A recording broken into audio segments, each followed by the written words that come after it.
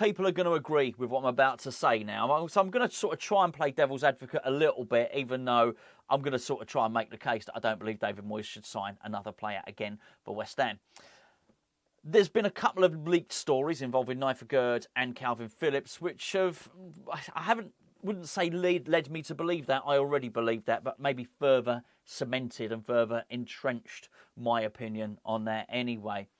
It's difficult to know what's going to happen with a manager at the moment. In many respects, all three eventualities are still open. He could either not make it until the end of the season and get sacked. I think that is getting less likely. Certainly, form has picked up, results have picked up. I think it's going to be very, very difficult to make a case that he gets sacked before the end of the season. Don't think it will happen. But it still could. If we went and lost the next 5-6 games, he possibly would. It could also be the case that he gets to the end of the season and doesn't get a new contract because he's out of contract at the end of this season.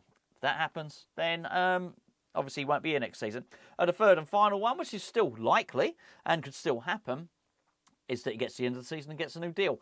In that instance, then I bet even David Moyes himself would be expecting to have some sort of influence over who West Ham recruit next season in terms of playing staff. The waters have been muddied slightly by the fact that West Ham are currently, the whole mergers and acquisition stuff, that actively West Ham are searching for somebody to buy 25% of the club. That could make a huge difference because at the moment, what you have is a situation where David Sullivan he does wield the most influence at the club. If he waters down his shareholding to only 25%, then you have a situation whereby if they vote on it, David Moyes doesn't necessarily stay. So that makes it a little bit more sketchy, and I think it's just a situation we don't know about at the moment. We can't really speculate too much on what would happen. But if David Moyes does stay, I don't want to sign anybody else. The two stories that I'm talking about, I think the first one's Neyef Aguerd. Neyef Aguerd, as we understand it, he's changed agent. We've discussed this. He wants out of West Ham. You only really change your agent to try and get yourself a transfer elsewhere. But this doesn't reflect very well on David Moyes at all. Because he chased him for 2 years. The best part of 2 years. This was the guy. This was his guy. This was the player that was going to make up the composition. It's going to be the final piece of the jigsaw for our defence. And it's turned out he's not suited really to the way West Ham play.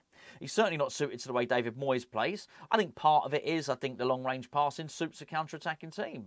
But however, I think there's also a big part of his game which it shows up his defensive deficiencies when he's asked to defend for long periods of the game. So we bought Neyef Aguerd for £30 million. And, well, as I understand it, and this is what I really don't like, this sort of messaging from the club are so desperate they know they won't be able to sell him for £30 million because nobody else thinks he's overly worth it, that they're hoping that a Saudi club comes in and pays basically over the odds for a player. That's a hell of a wish. That's a hell of a... Well, it's a crappy old transfer strategy for one. But it does not sound good. Because if what's going to happen is that somebody like... Well, he came from Stade Rennais, but let's... you choose any club. Let's say Olympique Lyonnais. We'll use them as an example because they just signed Ben Rama. If Olympique Lyonnais come in and they deem Neyef Aguerd to be worth $15 million, then that's his market value. Maybe a Premier League club would do something different, but, quite possibly not. What that smacks of is basically of somebody that David Moyes has highlighted, he's targeted, he's wanted to sign. It's not worked out. West Ham have made a massive loss. Look, the whole of football, the UEFA, Premier League, everybody is having to tighten their belt at the moment because of the financial fair play. You can't afford to get transfers wrong anymore. You cannot afford this stuff. I mean, we've had it bad enough as well. You will never know who signs all of these players. But what I do know is there are a number of players that David Moyes just can't make them work. The Nikola Vlasic one was a big one. We signed it for 28 million. Now, we won't have paid 28 million for him because he wouldn't have played the number of games. But I bet we paid 20 million for him. Probably over. David Moyes barely gave him a chance. We made a massive loss. I think we probably lost 17, 18 million pound on that player without really giving him a proper crack of the whip. That's a bad transfer. And I think more so than ever, one of the manager's responsibilities when money's tight is to make sure that you're getting full value for money for your transfers. You can't hemorrhage money like that. You really, really can't. And I just think, whilst I'm not going to use David Moyes to beat him with a stick with Sebastian Haller or Felipe Anderson, they weren't his signings granted. But West Ham, I think, with those two combined, West Ham lost £50 million on both of those transfers. I'm not including wages, right? My point is, even if David Moyes not responsible for those, he couldn't manage to make them work, and West Ham lost a lot of money. We can't afford it. There's no way a club now can afford to get those transfers wrong. You just can't.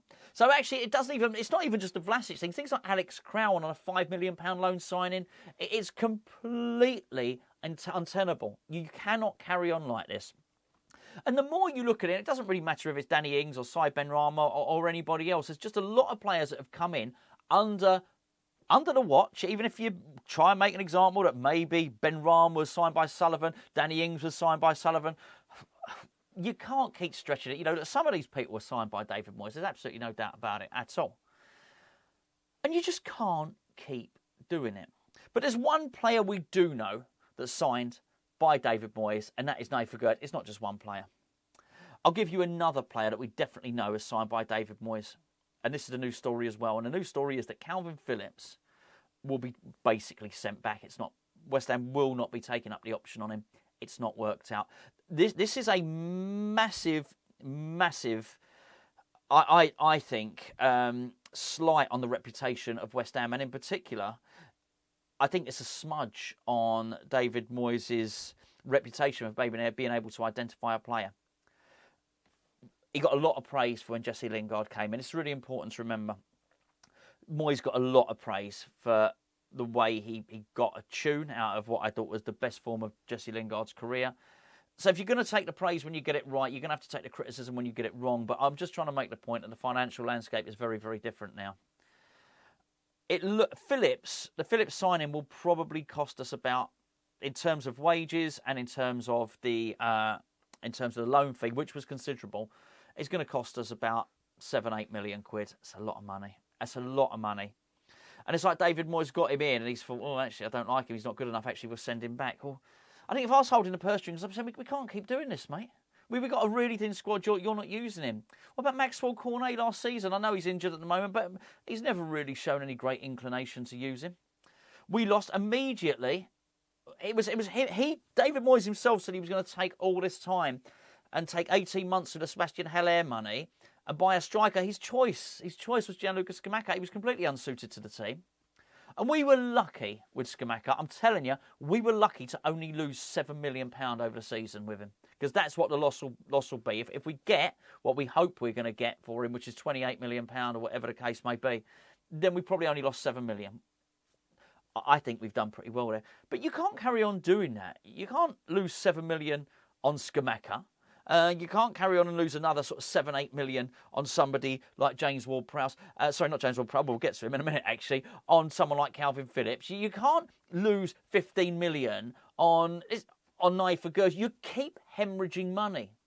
And it can't be allowed to go on. It really, really can't. He's got it so badly wrong. And I think you could argue that James Ward-Prowse has been a good signing. You really could. I say we'll get on to him in a minute.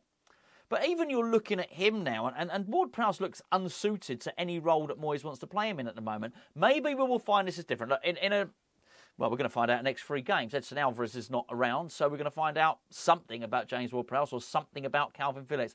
I don't like the combination of Souček and Ward-Prowse, by the way, in central midfield. I do not like it.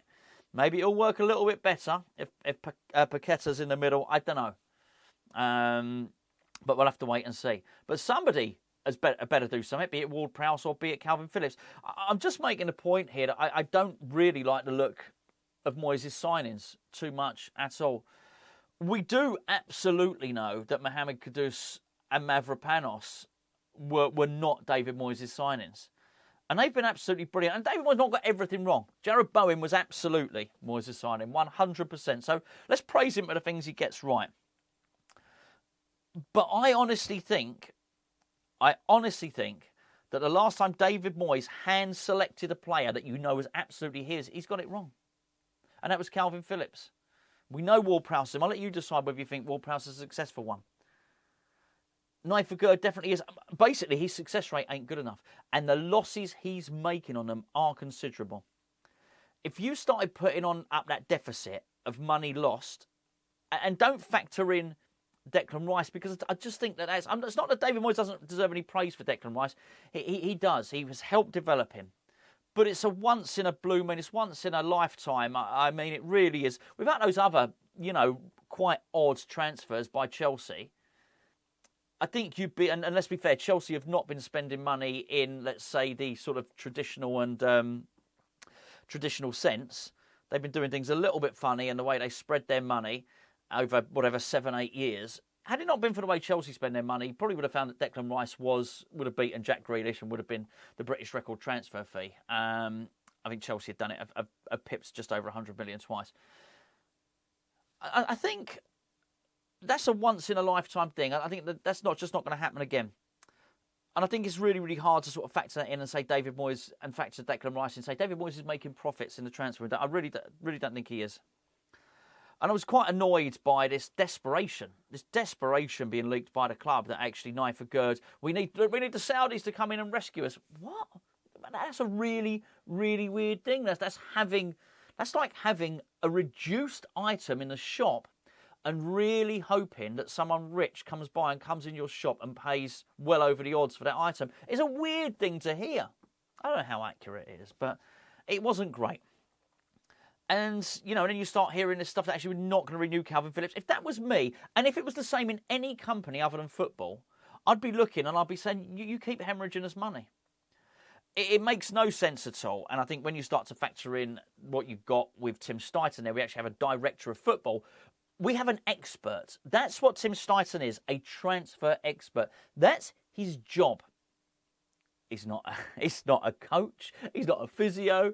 He's not a money man. He is a transfer expert. He goes and highlights young talent, and how he likes to do things is he likes to get players, bring them into a club, and for them to increase in value. That's what he does. That's his job.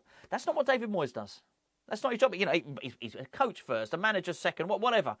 Buying buying players is not his speciality. You could make the case. Listen, I'm not going to go over his whole career. He's made some really good signings. I think Kehrer at Everton was an excellent signing. Kevin Morales was an excellent signing. But I don't have an encyclopedic knowledge of what happened at Everton. I'm pretty sure you go through there and find as many crap ones as good ones. That's for sure. And I can certainly think you can make the case at West Ham that there have been as many crap ones as good ones. No doubt about it at all. We can't afford it. If next season's... Look, we've got to bring in next season. 5, 6, 7 players maybe. We can't afford to get half of them wrong. We just might. You just might under David Moyes. And for that reason, I don't want him to sign any more players. And I know there's going to be people watching this saying, I don't want him here at all next season. We've discussed that to death. I'm just talking about if he does, what has to happen is, and Sullivan, or if this merger thing is done, or whoever else is in charge, has to turn around and say to him, Moyes, the new contract on the table, and we hope this is the case, is purely for a coach. You are a first-team coach, manager of the first team. Tim's bringing the players in. The weird thing about that is that I don't think that would particularly suit Moyes, because I don't think he is that training ground. I think he's on the training ground. I think he does, a reasonable amount on the training ground, but he's not just a training ground manager. He's that guy that likes to oversee everything, isn't he? That old-style football manager rather than the European head coach. I think if you are going to run that system and have the director of football, then you get a head coach in. You get somebody that is used to working within that framework at a club.